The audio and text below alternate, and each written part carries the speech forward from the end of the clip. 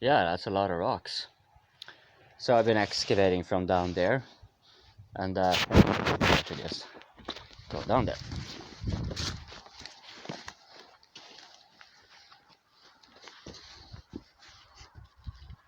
Hello.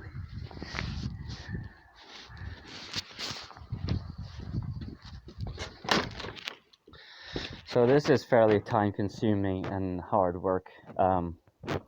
It's been crappy weather, so I haven't been able to do as much as I wanted to, but yeah, most of that I got up here today, and so you can see it started falling out from under here. I forgot how deep this went. I still have a fair deal to go, but I think I'm reaching bedrock more or less around here. And what I'm going to do is I'm going to make a similar one like this, a rebar attached into the mountain and encapsulated with rock and concrete, except I'm going to do it under here so it holds the rock back, and then I'll see what I'll do. And then I'll make another rebar here, so it will be a step in here and then the same height more or less up here, like well above the water level.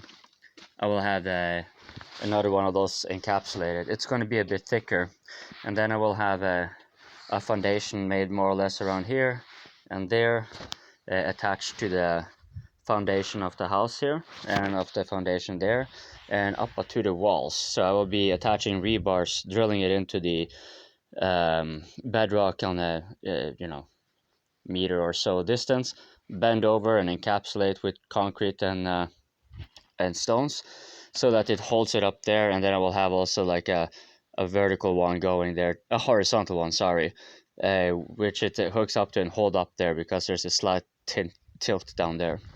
And then I'll make the columns up, and yeah, this is let's see, so that 4 is 1 meter, I think. So that's 2. Like this wall is 2 meters, and so it's at least 3 meters, if not more.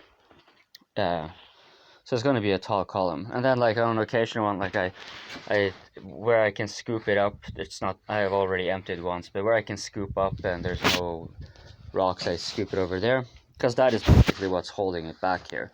So I'm going to keep on going down here. I use the hose to just wash them clean regularly. So when I have a layer of dirty rocks, I wash them clean.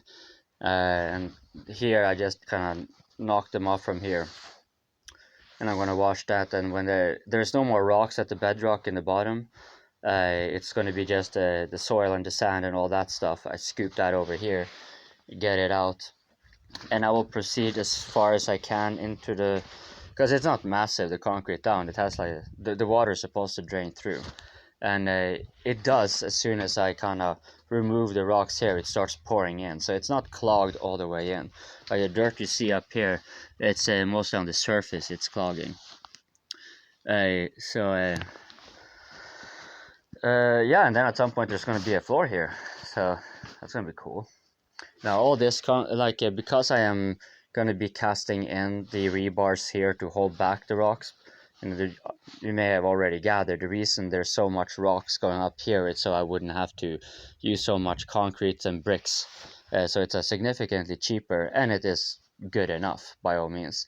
It's certainly going to be draining enough water and all that. So now that I'm pushing it inwards here, I have liberated a lot more rocks, evidently. Which I will be using for the casting here, and if I for whatever reason run out, I have plenty up there on the parking lot that I'm scavenging for, and I think I'm gonna use that for the columns, similar to this, but it will be thicker and a little bit less random and well puzzled. And I will also be using more iron rebars. You can see this is pretty much it, goes through.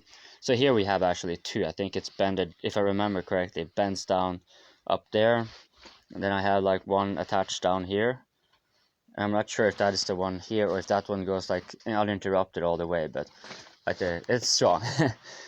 It's definitely strong. So it's a way to go about it. It is heavy, and it's time consuming.